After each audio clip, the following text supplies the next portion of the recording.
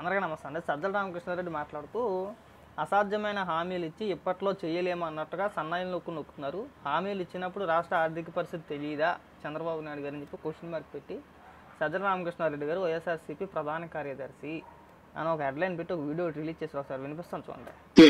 అసాధ్యమైనవో అసాధ్యము ఇప్పట్లో చేయలేమని వాళ్లే సన్నాయి నొక్కులు నొక్కుతున్నారు. ఈరోజు అధికారం లేకొచ్చిన వాళ్ళు వచ్చి నెల తిరక్కముందే రాష్ట్ర ఆర్థిక పరిస్థితి ఘోరంగా ఉందన్న వాళ్లే మరి తెలిసి ఎందుకు అలాంటి అసాధ్యమైన హామీలు ఇచ్చారనే సమాధానం సంజాయిషి ఇవ్వాల్సిన వాళ్లే అసాధ్యమైన హామీలు ఇచ్చి ప్రజలను 14 నాట్ల మోసం చేశారో మళ్లీ అదే రకంగా మోసం చేసే రీతిగా మరోసారి దానికి అప్పుడే శ్రీకారం చుట్టారని నెల తిరక్క ముందే అర్థమవుతోంది. నిన్ననే చంద్రబాబు నాయుడు గారు మాట్లాడుతూ అసలు నువ్వు ఎవడే సజ్జల మాకు అర్థం కావట్లేదు. నీకేం సంబంధం ఎవడు నువ్వు అడుగుతానికి? ముందు ఒక విషయం క్లారిటీగా చెప్పు. నీ పైన కొన్ని ఆరోపణలు వస్తున్నాయి. సలహాదారుడిగా ఉండి కొన్ని 100 కోట్ల రూపాయలు నొక్కేసామని ఆరోపణలు వస్తాయి. ముందు దానికి సమాధానం చెప్పు. ప్రభుత్వం ఏర్పడి ఒక నెల రోజులు మాత్రమే అయ్యింది. కరెక్ట్గా నెల, ఇంకా నెల రోజులు కూడా పూర్తి కాలేదు. చంద్రబాబు నాయుడు గారు ప్రమాణ స్వీకారం చేసి ఇంకా నెల రోజులు కూడా పూర్తి కాలేదు. అప్పుడు ఇచ్చిన హామీలు ఖచ్చితంగా నెరవేరుస్తారు. అంతకంటే ముందు మీరు చేసిన దిక్కుమాలిన పరిపాలన ఏదైతే ఉందో, మళ్ళీ చెప్తున్నా, మీరు చేసిన దిక్కుమాలిన పరిపాలన ఏదైతే ఉందో రాష్ట్రాన్ని అప్పులకు ఊబిలో నింపేశారు కదా, అప్పులు గొప్ప చేసేశారు. ఎన్ని లక్షల కోట్ల అప్పులు చేశారో తెలియటంలా అవన్నీ ప్రజల ముందు ఉంచి, ఇదిగో జగన్మోహన్ రెడ్డి అనే శనిగాడు 5 ఏళ్ళు పరిపాలించి రాష్ట్రాన్ని అప్పుల కూబులో నెట్టేశాడు. ఇన్ని లక్షల కోట్ల రూపాయలు అప్పులు చేశారు. ప్రజలకు పంచింది 2,70,000 కోట్లే. ఇలా తినేసింది ఇగో ఇంత ఉంది అంటే ఇప్పుడు వస్తున్న వార్తల ప్రకారం దాదాపు మీరు 14 లక్షల కోట్ల పైన అప్పులు చేశారని వార్తలు వస్తున్నాయి.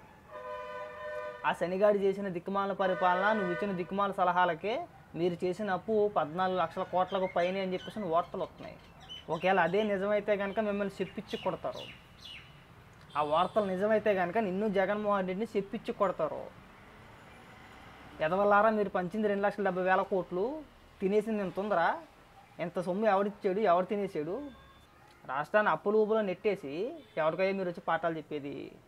అసలు నీకెందుకు చెప్పాలి చెప్పు? తొందరపడమాకండి. ఇచ్చిన ప్రతి హామీ నెరవేరుస్తారు. అంతకంటే ముందు మీరు చేసిన చండాలమైన కార్యక్రమాలు ఏవైతే ఉన్నాయో అవన్నీ ప్రజల ముందు ఉంచి ఆ తర్వాత ఈ సంక్షేమ పథకాలు ఇచ్చిన హామీలు ఖచ్చితంగా చేస్తారు. అప్పుడే తొందరపడిపోతే అలాగా నువ్వు అప్పుడు గొర్రెలు చేసుకో. మాకు మొట్టమొదటి ఈ పగిలిపోయేది నీకే. నీ పాత్ర ఏమైనా చిన్నదేం కాదు. జగన్మోహన్ రెడ్డి పరిపాలనా విషయంలో ఏ విషయంలో అయినా సరే ఏలెట్టి కిలికేసింది నువ్వే. చండాలమైన ఆలోచనలో చండాలమైన సలహాలు ఇచ్చింది నువ్వే. సలహాదారుడిగా నువ్వు పీకింది ఏంటే చెప్పు? నీ జీతం నెలకు 2 కోట్ల రూపాయలు పైన అని చెప్పేసి వార్తలు వస్తూ ఉన్నాయి.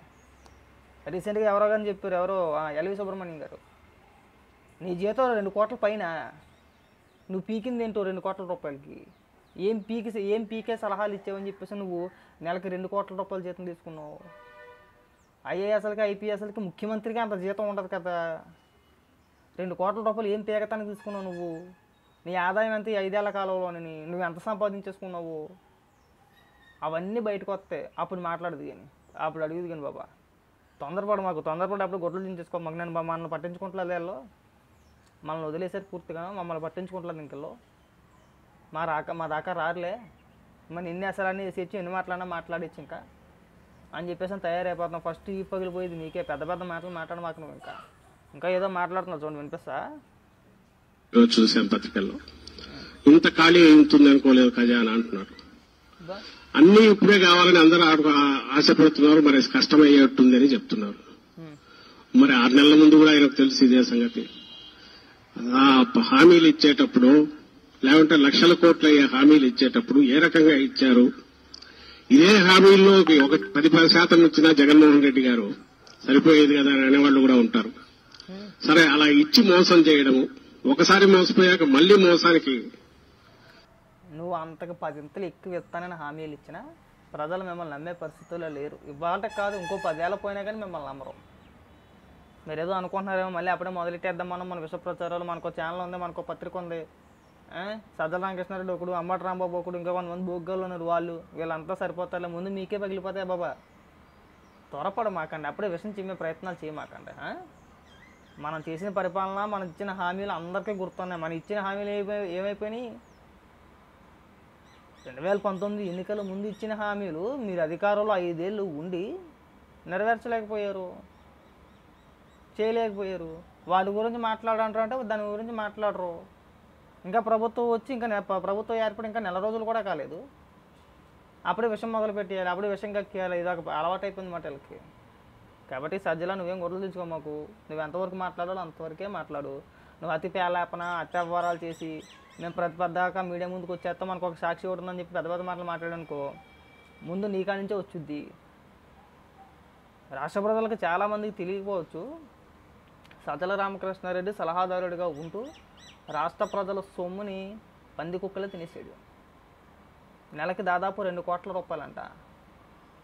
నెలకి 2 కోట్ల రూపాయల జీతం. మరి ఏం పీకే సలహాలు ఇచ్చాడు నాకు అర్థం కావట్లేదు. నువ్వు ఇచ్చిన సలహా ఒక్కటి చెప్పు సజ్జల రామకృష్ణారెడ్డి. ఒకటి, ఇదిగో నేను ఇచ్చిన సలహా మూలంగా రాష్ట్ర ప్రభుత్వానికి ఇగో 10 రూపాయల లాభం వచ్చింది, 10 కోట్ల రూపాయలు మేలు జరిగింది.